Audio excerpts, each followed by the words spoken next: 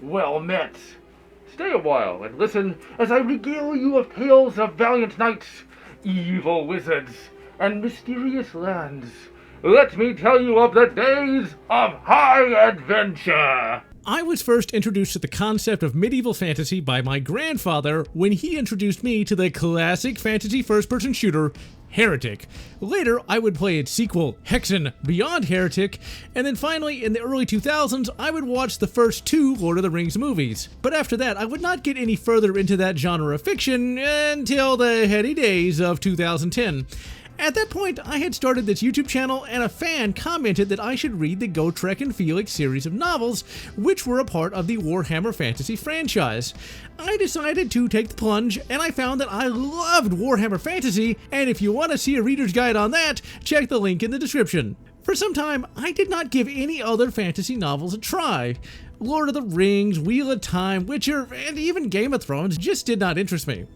Around 2013, I started to branch out into other fantasy properties, such as Dungeons & Dragons, and over the years, I have started to appreciate fantasy quite a bit. The barrier of entry for fantasy is, as that clickbait would suggest, it's really an oversaturated genre. It seemed that everyone and their cousin tried their hand at it, and most of it is dross. And then, some of the good fantasy is really inefficiently written and lasts like 900 pages, with like 500 of them being nothing but filler. And then, you got works that just aren't finished. George R. R. Martin. So finding a good fantasy book can be pretty hard. Now, thankfully, Knight General Lotz has got you covered, and so today, we're going to be taking a look at some epic novels that do not waste your time and they won't clutter up your shelf. So the first up is Magician. Magician was written by Raymond E. Feist and released way back in October of 1982. This is essentially an entire fantasy trilogy in one bloody novel. Magician takes place in the D&D inspired world of Midkemia. We got your humans, elves, both of the good and evil variety, dwarfs, dragons, and humans from another world. Magic is pretty limited and most combat is of the physical variety. The main action takes place in and around the Kingdom of the Isles, and our story starts up in a far-flung dukedom known as Sidee. This is a novel that focuses on character instead of just a big-ass war plot, and we see much of the world through the eyes of our protagonists.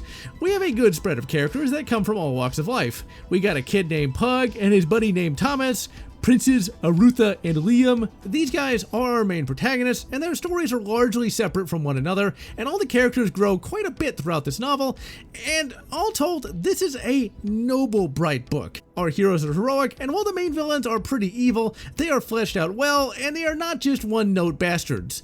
The novel does get dark here and there, but this is a largely optimistic narrative and never gets edgy, man.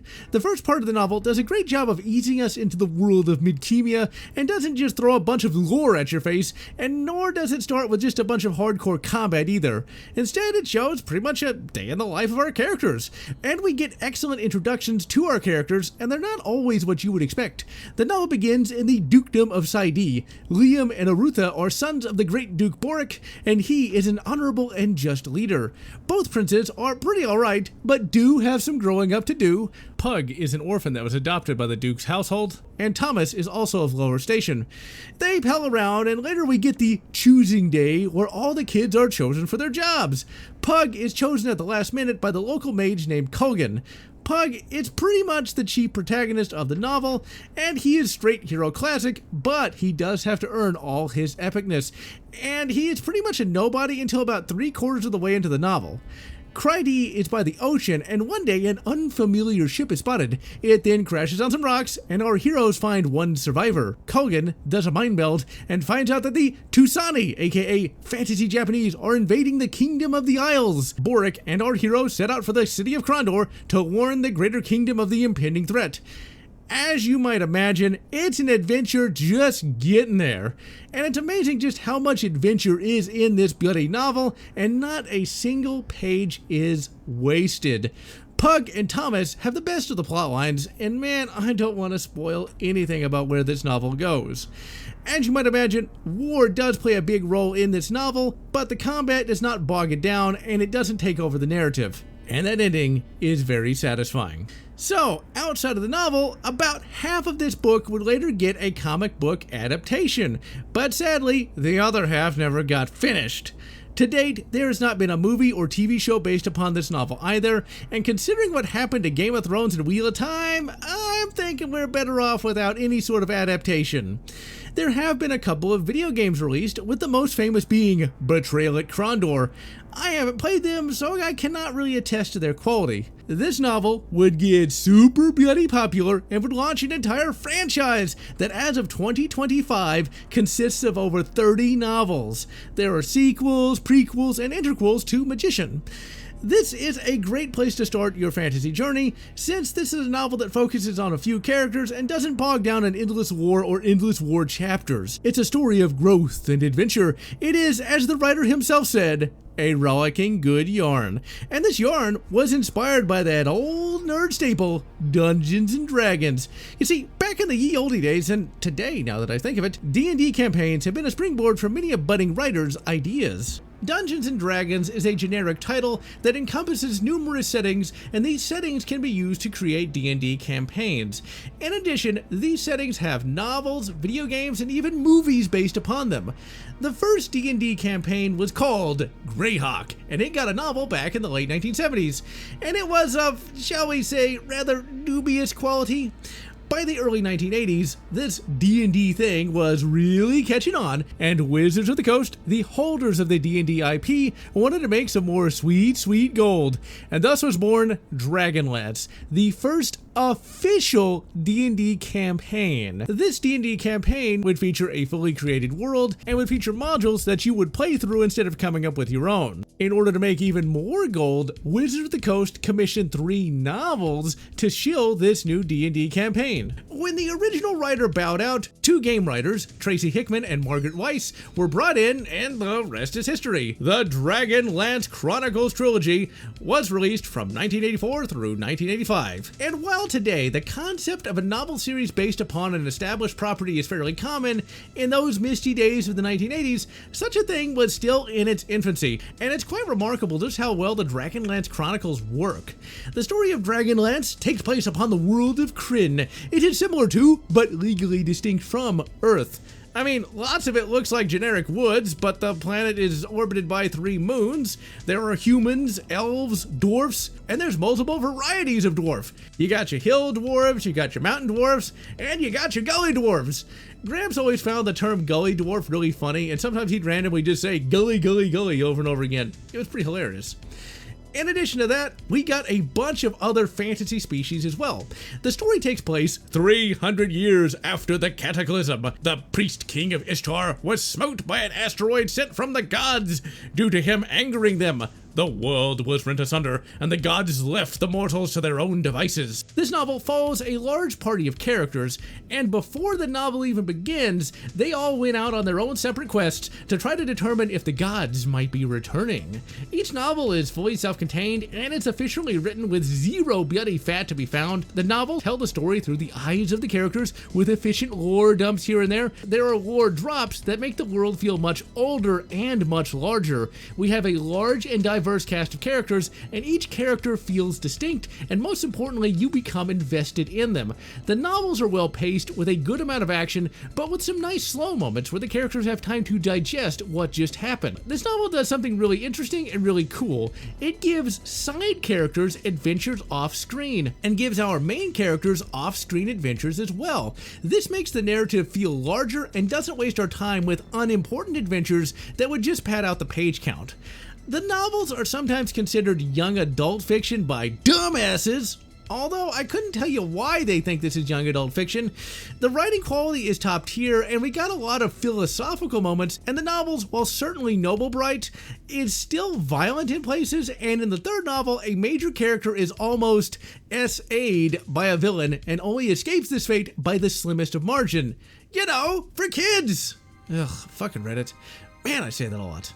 So, what's the bloody thing about? The legit evil god Takesis has returned to the land of Krynn and is marshaling her armies to conquer the world. The only ones standing in her way are the Companions, and the Companions is filled with the following characters: Tennis, the half-elven, a badass, half-elf, half-human ranger, and he is the leader of the group. He is driven by doubt and wonders if he's truly the leader everyone thinks he is. He uses a sword and his trusty bow to fight the vile villains, and he has a great big bushy beard that all the chicks love. Then you got Flint, Fireforge, a cantankerous old dwarf. He carries a big fuck-off axe, but he's a nice old guy that loves whittling. He is a mentor to Tannis and is beloved by the group, but can be a little too stubborn sometimes, and can sometimes be stupidly stubborn as well, and it makes you want to brain him and throw him in a boat. Then we got Sturm Brightblade, Knight of Solamnia, a stalwart warrior. He is kind of a stupid, honorable warrior that sometimes gets his friends into trouble if his honor is besmirched. Still, he is honest and will always try and protect the innocent and help the weak. Then we got Karaman, a big-ass warrior that can kick ass and take names with the best of them. He spends a lot of his time taking care of his brother, Raceland. Raceland is basically the poster child of Dragonlance and is the archetypical mage character.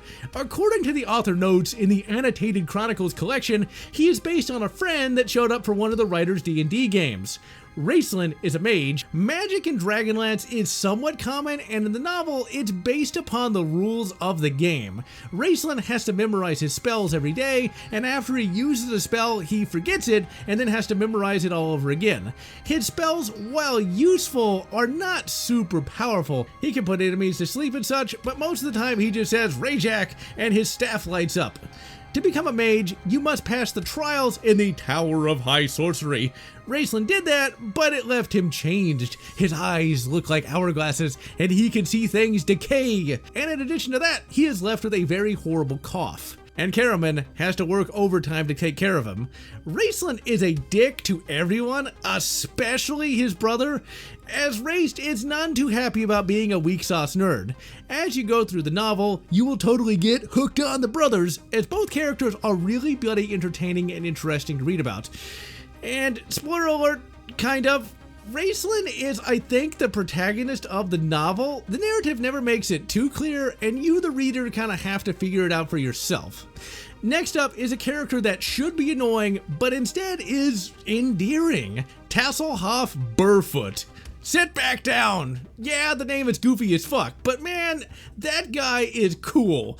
Tasselhoff is the thief, and is what is called a kinder, basically the Dragonlance equivalent of a hobbit. He is a short guy that makes a bunch of jokes and steals shit. Oh, and he also is the heart of the team. He can come off as annoying in places, but when the going gets tough, he is someone that can be relied upon to save the day. His banter with Flint is the highlight of an already epic novel. When the novel begins, they all meet up in an inn after that 5-year adventure they all went on separately. They talk a little bit about their adventures, and then a barbarian woman and her companion enter. The woman starts singing a song, but then a bastard wants to arrest her, and the companions spring into action and into the plot.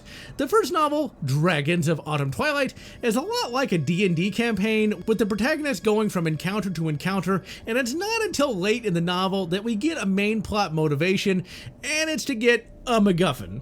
The novel introduces a new villain race called the Draconians. They're not quite an orc and not quite a goblin, but they are dragon-like humanoids that serve the evil god Takesis, and they come in a bunch of varieties. But thankfully, the novel never stops to list them all off.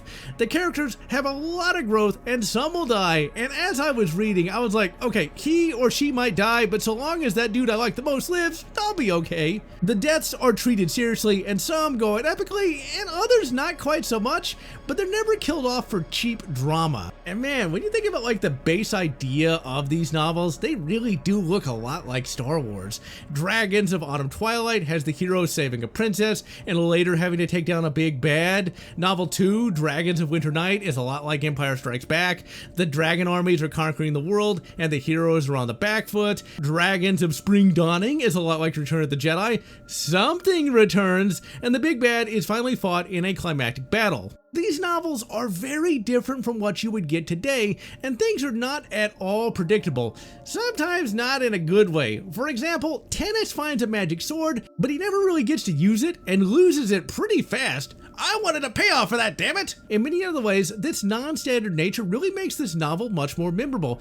There are a bunch of fantasy moments throughout the novel, such as a time when the dudes ride magical unicorns. It keeps the story from getting stale. Now, in this novel series, dragons are super bloody dangerous. They're sapient, they can talk, and in addition to all of that, they can cast magic of their own. You're gonna have to grind a lot before you can take even the weakest one down. The novels are able to combine great characters with exciting action and pretty great non-cringe humor to give us a fantasy trilogy for the ages. There has been a movie adaptation of the first novel, and man, it's something. It looks like a cartoon from 1994, but it was made in 2008. I kinda wanna like it, and it can be found on YouTube. Watch if you dare. There have been a few video games made for Dragonlance, and some of the footage you've been seeing comes from the game Dragons of the Flame. It's a pretty alright Zelda 2 clone, although really short. Sadly, this game was never released in North America. There was a Dragonlance game released in North America, and it was pretty bloody bad, and the Spoony One reviewed it 20 years ago, and that is an excellent review that I highly recommend checking out. And if you read this novel series, that review is even funnier. Now, in addition to those two games, you got some old-ass PC games that don't really look that great. The Dragonlance saga is still ongoing to this day, and the original writers are still penning books in this series, and there have been over 190 novels released for the Dragonlance franchise. The Dragonlance Chronicles themselves have actually received a couple sequels, and prequels, and interquels. So if you get into this universe, you got plenty of content, that's for sure. D&D inspired a lot of nerds, but there was a series before D&D that inspired even more. You remember that old Simpsons quote about how, if people can't steal ideas, where are they gonna come from? Yeah, this is where they come from. Elric of Melon was a character created by a legendary writer, and yes, this is his name, Michael. That sounds normal, right? Moorcock. Okay, not so normal. Mr. Michael created Elric back in the early 60s, but the internal chronology and publication dates don't really correspond to each other. The first chronological story, and the one I'm recommending today, is the novel named, appropriately enough, Elric of Melon, released way back in 1972. This novel set up the character and world of Elric. So who the hell is Elric, and why do we care? Elric is the emperor of the evil island nation of Melon. The inhabitants of this island would give rise to all the dark elf tropes seen in all the modern fantasy books. And man, Games Workshop stole literally everything from Elric. For 10,000 years, the island nation of Melon, through advanced artifice and sorcery, ruled the world with an iron fist.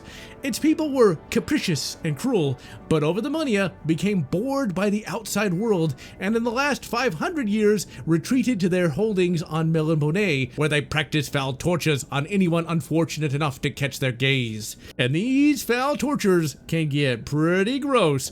Mr. Michael has them be super evil to the point where humans can be cooked up and eaten. And the people of Melon use the screams of their slaves as music. Ouch. Despite this, the young kingdoms plot their demise and wait for the right time to strike. Into this world, Elric is born. A sickly child, Elric studies in the libraries of Melon and learns of his people's history, and in so doing, starts to change. He becomes less of a man of Melon and more kind and less cruel. When he ascends to become emperor, he comes to hate the very people he rules over, and his people look upon him in much the same way. Elric falls in love with his cousin, Ciramil. Well, it's because she's so attractive. Elric won't govern a land that robs men of the right to marry their cousins. Yeah, this book's kind of freaky in places. The wicked Yakun, brother of Ciramil, plans Elric's downfall. Can Elric survive and marry his cousin? Well, open up the book and find out. Old Elric is an old fantasy series, and thus it's pretty fantastical in many respects and gets nice and weird, but the novel moves at a pretty quick pace, and all the stories in the Elric series also move pretty fast as well. Elric himself is pretty awesome. He is closer to anti-hero than pure hero. He starts out as a pretty good guy, compared to most Melon Boneans, but he changes over time to become a little more depressed, a little more emo, and a lot of characters rip him off. We see lots of the world through Elric's eyes, and we get little lore dumps here and there. The world is a fantasy one, but is implied to be Earth's past, and as you go throughout the Elric series, you find that the world is even more fantastical than you initially thought, and the world is mainly caught in a conflict between law and chaos. Where have I heard that before, Games Workshop? And yes, Games Workshop even stole the symbol for chaos, but they made it slightly different, so Mr. Moorcock doesn't actually get any more bucks.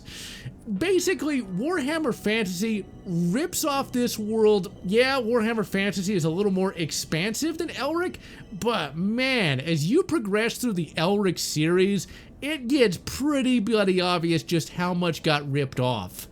A lot of the stories, especially Elric of Melon Bonet, it starts out in one way and ends in a completely different way. It doesn't get repetitive, but you will start to notice this. We also get a lot of philosophical stuff, but it never gets in the way of some great battles. This novel has a great sense of the dramatic. Elric and Yakun can wield mighty magics, and this novel is much more esoteric than a lot of modern or even 80s books. Elric will routinely talk to literal gods, and one even gives him a boat. Elric is not really a super character in this novel, and when he becomes much more powerful, he still has to earn a lot of what he gets. He does have weaknesses. Early on in the series, he has to take a special potion, otherwise he's too weak to fight, and later on, he has to kill people with a certain sword in order to maintain his energy, and this gives this novel and the others a great amount of tension. The Elric saga consists of 8 main books and a bunch of short stories, and it's by far my favorite non-Warhammer fantasy series. To date, there has never been an Elric movie or TV show, nor have there ever been any Elric games. With a character and universe this cool, that is such a travesty. An early 2000s PS2 hack and slash would have been awesome.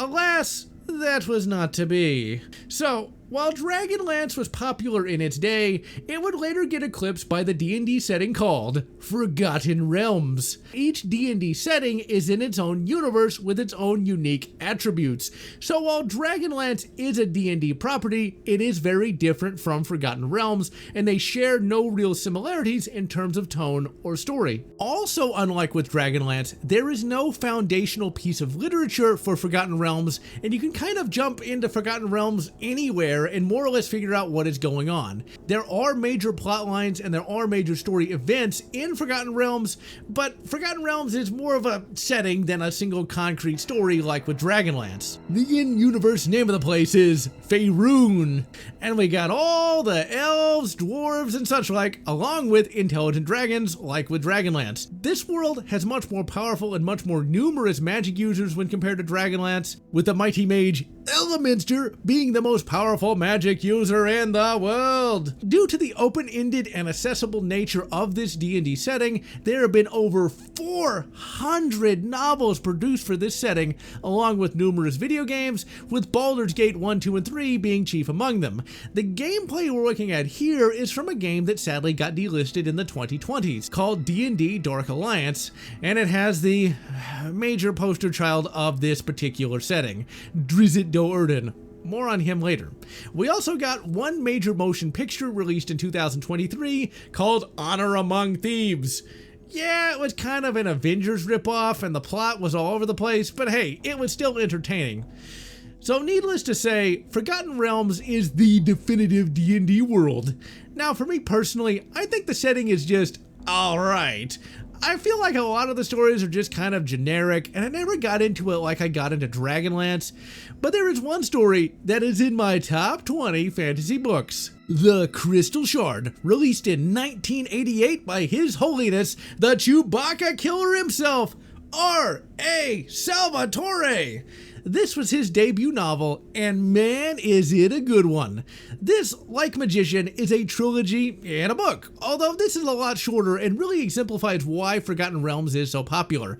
It gives you, the reader, everything you want from a fantasy book with none of the fat and nothing really out of the ordinary. despite the generic nature of it all, the novel is still a bloody fun read. This novel is set in the Icewind Dale region and concerns the fate of a collection of fishing villages called the 10 Towns. The novel features some kick-ass characters: a classic dwarf named Brunor Battlehammer, a cool halfling politician named Regis, and Regis has a special place in my heart. He is nicknamed Rumblebelly since he is a halfling, and halfling loves him some food, and well, my grandfather nicknamed me Rumblebelly since he is a huge fan of this book. And the most important character of this novel, and fantasy in general, we got the myth, the money-making maestro himself, Drizzt Do'Urden. And yes, he is the guy you see in this gameplay footage. Our boy Drizzt is probably the most responsible for making Forgotten Realms as popular as it is. The chicks dig him. He is a Dark Elf Ranger, and in the lore of Forgotten Realms, the Dark Elves, aka Drow, are all evil spider-worshipping bastards. But thanks to his father, Zaknafine, our boy Drizzt learned that being evil is bad, and left the Dark Elf city of Manzabrezzen, and fled to the surface, where he teams up with Brunor Battlehammer. And man, very few fantasy books have elves and dwarfs hating on each other. Drizzt is very much inspired by Elric of Melon Bonnet, to the point where Daryl has some magic swords too, but just with way less awesome names, with one of his magic swords being called Icing Death. Drizzt is the classic outsider character. Since Drow are all power-mad killers, everyone hates on Drizzt, and he has to overcome their hatred, blah blah blah blah blah. Not only that, but he has a magical panther named Guinevere that he can call forth from the magical realm to do battle in his name. And of course, he's friends with the magical panther. Sing it with me now. Money, money, money, money, money. This dude printed as many books as he printed Benjamins. In the Crystal Shard, Drizzt stole the show from the novel's real protagonist, Wulfgar. Wolfie is much more boring than Drizzt. He's just a buff blonde dude that yells "Tempus" over and over again. Lastly, we've got Brunor's adopted daughter, a human named Caddy Bree. She is a Scottish girl that is pretty badass. So the novel is pretty straightforward. It begins with some barbarians planning to sack the 10 Towns, and Drizzt has to warn them in time. Cue epic battle. During the battle, Wulfgar gets bashed in the head by Brunor, but is spared death. After the battle, 10 Towns rebuilds, and Brunor teaches Wulfgar not to be a barbarian bastard. Later, Wulfgar earns his freedom and is mentored by Drizzt.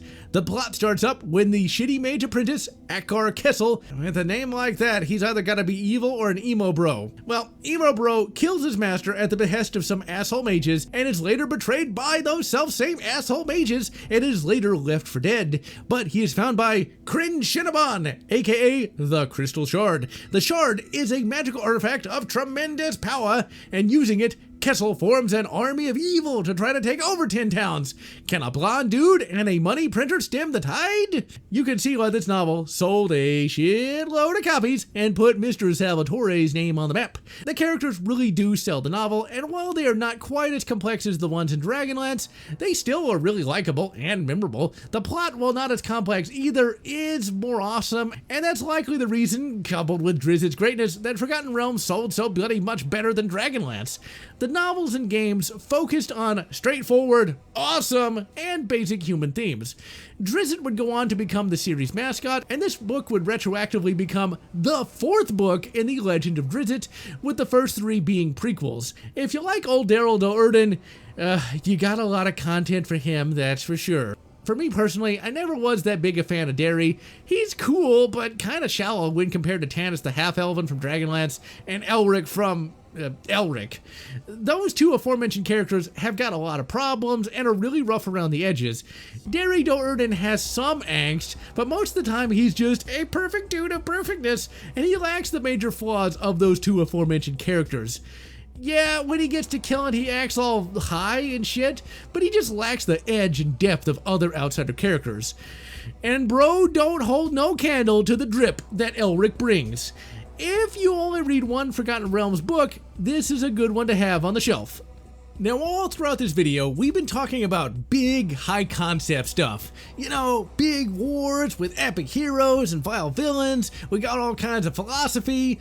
But what about something more small-scale? What about a fantasy police procedural? Man, I miss the 90s. The amount of imagination was off the bloody charts back in those days. Written back in 1990 by legendary writer Simon R. Green, Hawk and Fisher is the first novel in the 7-book Hawk and Fisher novel series. You got a dude named Hawk who has an eye patch and an axe, then you got a hot babe named Fisher with a sword and a rack. These two badasses are married and work for the city guard in the dark, dank city named Haven. So yeah, a fantasy police procedural. It was Gramps that told me about this series, as he was always a big fan of detective stories. Myself, on the other hand, was never that big a fan of this genre of literature, but it looked good, so I gave it a try, and I most assuredly was not disappointed. The world of Hawk and Fisher is much more grounded and much more hardcore than the other fantasy stories I have mentioned in this video.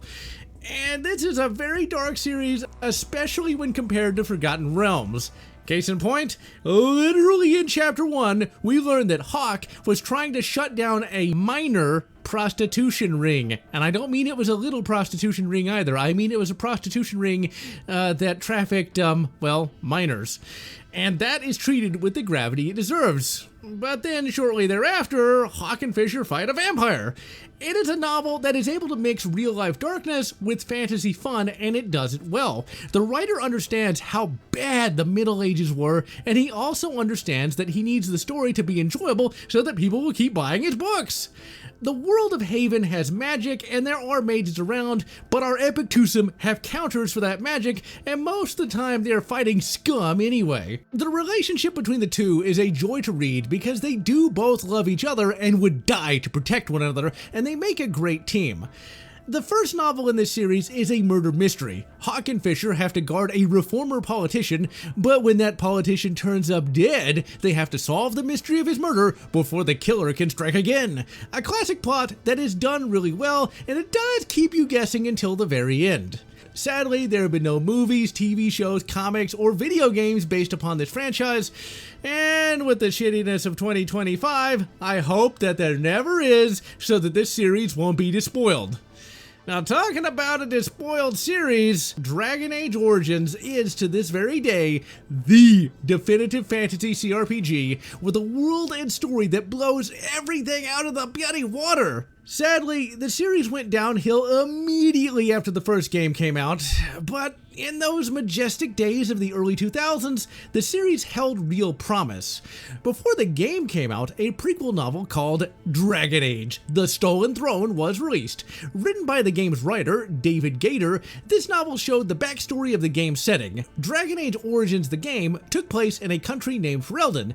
When the game takes place, it is ruled by the native populace under King Cailan. The game talks about how Cailan's father, King Merrick, and a guy named Loghain kicked out the fantasy French from the country and brought freedom to the land. This novel tells that story. Dragon Age Origins is set in the fantasy world of Thetis, a rather cheeky name because it's literally just an acronym for the Dragon Age setting. This world is less D&D inspired and more Warhammer fantasy inspired. Before the current setting, evil blood mages literally stormed heaven and tried to take over. God, aka the Maker, kicked them back down to Thetis, whereupon they became what are called Dark Spawn, aka Chaos Orcs, more or less. Ever so often, the Darkspawn ascend from the old dwarven deep roads and ravage the land. The setting's backstory has a lot of real-world historical send-ups. The evil blood mages were from the not Roman Empire called the Tevinter Imperium, and after God kicked out the blood mages, the Tevinter Imperium fell, and in current setting, it is a rump state that still maintains some power.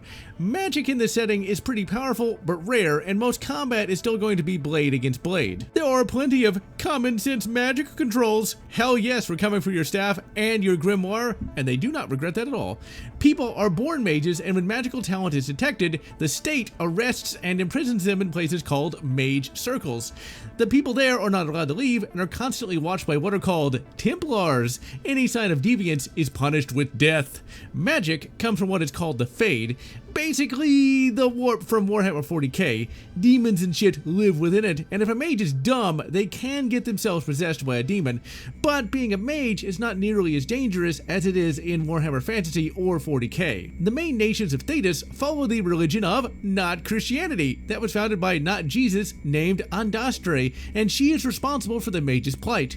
And in the game, you can actually free the mages. You know what I did. But 2A magic rights aside, back to the novel. The land of Ferelden was conquered by France, aka Orlais, and is ruled with an iron fist. Rebel Queen Moria leads a rebellion to restore the true Ferelden monarchy.